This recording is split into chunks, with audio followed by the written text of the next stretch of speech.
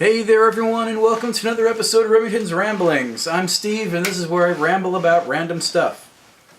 Okay, so it's been about a week since I've posted one of these, so I figure, you know what, it's time to get another one of these things done. Alright, so, up for conversation today.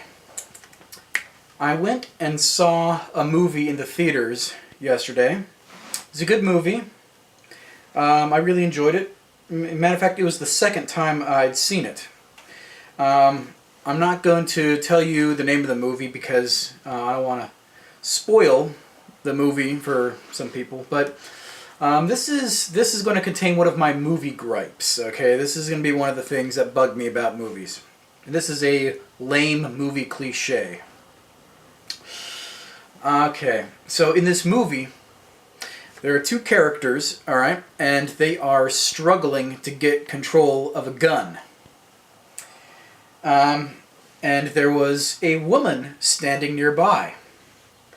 When these guys start grappling for the gun, a random shot is fired from the gun. First time I saw this movie, as soon as that shot was fired, I was like, oh my gosh. The woman got hit, right? What do you know? Yes, the woman got hit.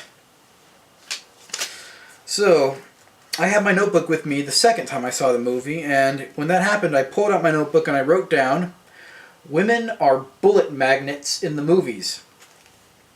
And it is very true.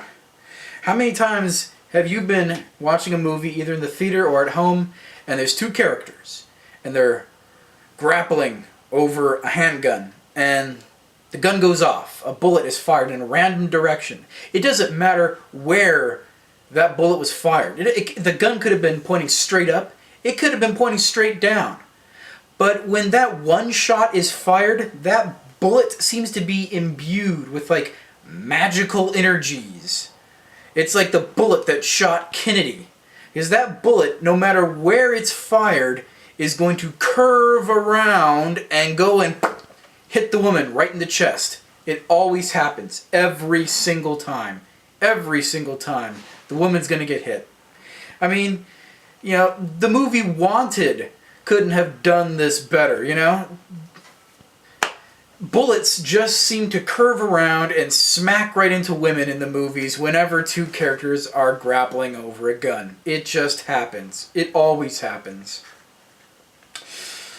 Alright, so I just had to get that out of my system. Alright, another thing, this is not movies, this is just something that I've been doing recently, is I went out and I bought Devil May Cry HD Collection, alright? So this has Devil May Cry 2, and Devil May Cry 3, the Special Edition. Alright, so I played these games years ago. Matter of fact, the very first game I got for the PlayStation 2 was Devil May Cry. I wanted to get a PlayStation 2 for Devil May Cry. So that was like literally the first game that I got and played on the PS2. So, I mean, I got good at this game. I got really good at this game. I kicked this game's ass on any difficulty level. It didn't matter. I owned the game. There was nothing the game could throw at me that I couldn't handle. Because I knew everything that was going to happen in the game. And, you know, I would just bump it up to the highest difficulty setting and I would unlock that secret, like, special picture that happened at the end of the credits. If you waited till the end of the credits. The one that says, "You are the king of hell." So, I beat that game really badly. But there was a bit of a learning curve. You know, back when everyone had a PlayStation 2, everyone knew that, you know, to hold a controller, you had to contend with the controller being connected with a wire to the game system. And I can say that I broke my fair share of game controllers by throwing the controller when I got really pissed off at a game. I became an amateur repairman of PlayStation 2 controllers. You know, I would have to, after a while, you would shake them and you can hear something rattling in there. So, I would have to, and it's like something wouldn't work, like a shoulder button wouldn't work or something, so I'd have to take the thing apart, open it up, look at everything that was inside, and then, like, use, like, some glue or some tape or a paper clip, really, like, MacGyver the thing, like, back together. And I, would typically get them back to working order until eventually they would just get to the point that I had to buy a new controller. When I bought the PlayStation 3, actually, when the PlayStation 3 first came out, and this is before I got it, and I had heard that they were going to now have wireless controllers. I was not happy. I was not happy at all, because the only thing that kept those PS2 controllers from getting really damaged was the fact that there was a wire to stop them if I threw them. I could throw them somewhere, but they would only go so far. Then the wire would stop them from flying through the air and smashing into the wall. But with the PlayStation 3, now we have wireless controllers. And so I was not happy to learn that I could then throw a controller and it would keep going until it hit something. And I really didn't want that something to be like, an expensive TV that I couldn't afford to replace. So I was like, if I'm going to throw a PS3 controller, let me throw it at the ground, okay? That would work a lot better. So in preparation for the anger, the gamer's rage I knew I would have at the games I would be playing on the PS3, I went out and actually bought a second controller.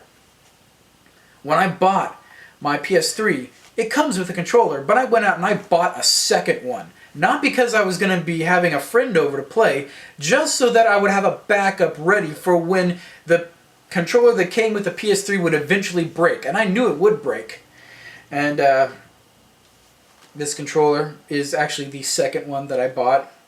The first one is broken. I knew it was going to happen. I was prepared. But, yeah. So I went out and I bought this because I saw it in the store and it was only $20. So I'm like, what the heck? I really like Devil May Cry. I didn't like Devil May Cry 2. No one liked it. Devil May Cry 3, I didn't play it all that much, to be perfectly honest. I got the original version before they came out with the special edition.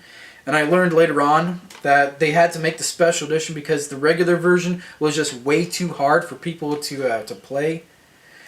So, yeah, when I played Devil May Cry 3, I only got past the first few levels, and then it got to that part, there was this giant room, and there's this big kind of glowing snake kind of flying through the air. I could not figure out how to kill that thing.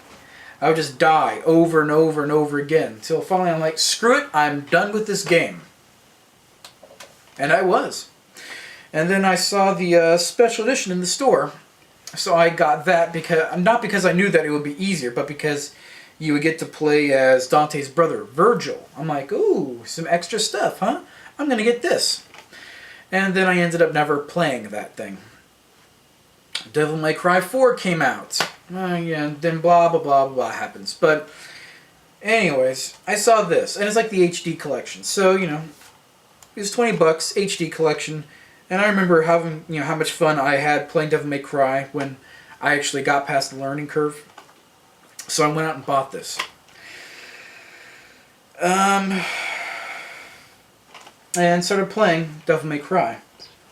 Now, when I first got my PlayStation 2, this was back in the day when if you wanted to save a game, you had to have a memory card. I don't have any available to show you, but, I had memory cards. You had to have them to be able to save games. There's no internal memory storage for games. Unfortunately, when I got my PS2 for Christmas, my parents didn't get me a memory card.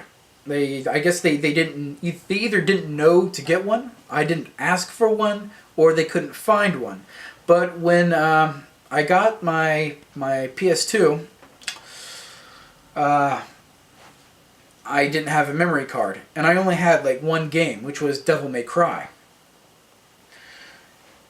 So, when we got home from Grandma and Grandpa's house, where we spent Christmas, where I got my PS2, I went to the store, to Kmart, and they didn't have any memory cards. They were sold out. So I went to Walmart. Guess what? They were sold out too. Both Kmart and Walmart were sold out of memory cards for months. I mean, I would go into Kmart like every few weeks and be like, "Hey, do you have any memory cards for the PS2?" "No, we're sold out." They never got any in. These bastards just didn't seem to get stock in of stuff that people wanted. So I got very, very good at playing the early levels of Devil May Cry because I just had to, sit down and try and play this game, without stopping. As soon as I turned off the system, that's it.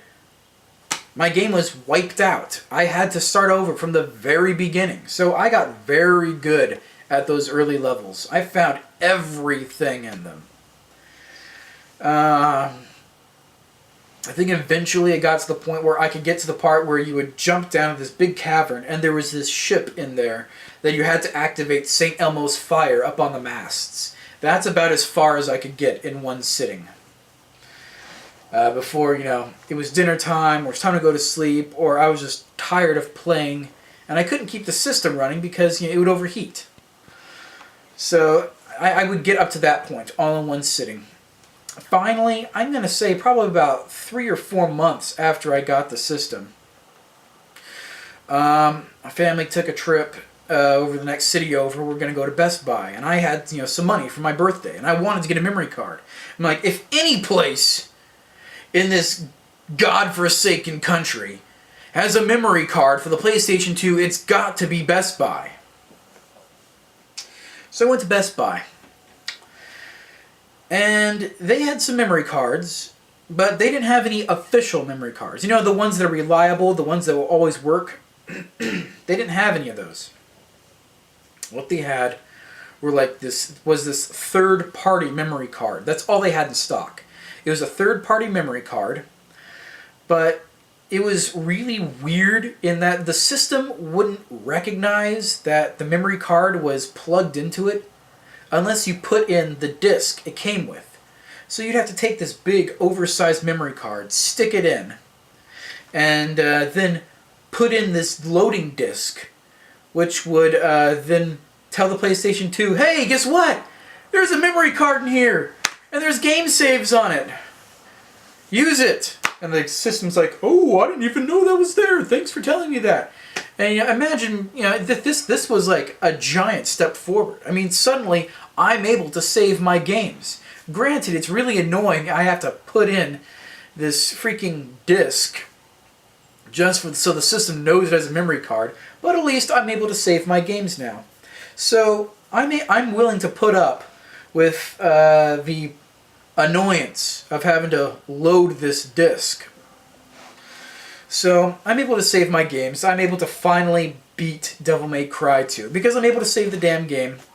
And eventually, finally, I was able to get my hands on an actual, official Sony PlayStation 2 memory card. But I went through my fair share of smashing controllers while I played Devil May Cry 2. I mean, well, Devil May Cry. Devil May Cry 2, definitely, but we're talking about original Devil May Cry. So I went and got this at the store and be like, "Oh, I own this game. I kicked this game's ass when I was younger. So I'm going to get this, I'm going to play it, and I'm going to be really good at it." And actually, I'm not. I'm not really good at it. I'm making progress, but it's slow.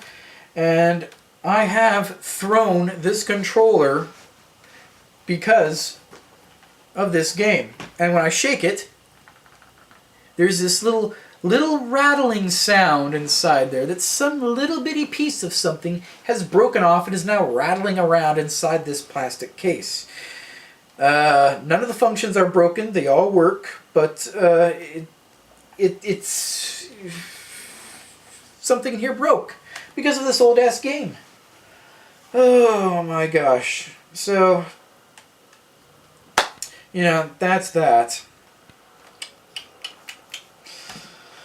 Uh, um, Another topic that kind of springboard off of that is um, another thing that makes me feel old is when I'm able to say kids have it so easy these days. I mean, I can still remember when I was a kid and I was the one who had it easy.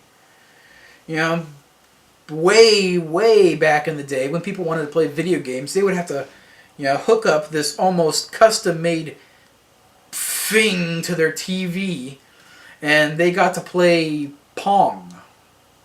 They were seriously doing like oscilloscope games where like a little dot would move around the screen, either as Pong or as like this little dot that would go on like around in mazes over this film that you would lay over the screen of your TV. I mean, now like we had a Nintendo. This wasn't even just Atari where you had 4-bit graphics, 2-bit, 4-bit graphics, where like a stick figure was considered to be super high quality realistic graphics. We had actual pixelated multicolored games, where like this little Mario guy would like run and jump and shoot fireballs and stuff. And some games, you can even save your progress, like The Legend of Zelda in the big shiny gold cartridge, which is somewhere in storage. Had like a battery inside it. A battery. So like it didn't save the game because of RAM. It saved the game because there was a power source that was always on in the game that kept your game saved. Now, of course, batteries eventually die, and so your game save won't last forever. And if you ever try to, switch out the battery, you gotta like know a whole lot of stuff about connecting electrical wires that's connected to a secondary power source, so you can switch out the battery and still keep your game save in there. Because hey, you've got the blue armor, you've got the master sword, you've got like all this stuff. You don't want to lose it. But those were games in my day. If you wanted to save a game, you had to have either like a battery pack inside the game that would eventually run out, or you had to have a memory card that you would attach and detach from the system. Like kids nowadays, they're really lucky. The game save is saved right on the system. So unless your system utterly crashes and you have to send it in to like Microsoft or Sony, which I have had to do. I got the yellow light of doom on my PS3, and all my game saves were wiped out. You're gonna have your game saved right on the system, and it can save gigabytes of information. So yeah, kids got it really easy these days. Well, with you got these controllers that I mean, how many buttons are on this thing? Like 1, 2, 3, 4. I guess it's called the D-pad. Like one button. Then we got 5, 6 for analog, 7, 8 for the start and select, 9 for PS, the system button. 9. So we got 1, 2, 3, 4, 5, 6, 7, 8, 9, 10, 11. 1, 2, 3, 4, 5, 6, 7, 8, 9, 10, 11, 12, 13, 14. 14 buttons on this thing, counting the analogs. Yeah, that's a lot of options. I mean, I remember being absolutely overwhelmed when the Super Nintendo controller, was first in my hands.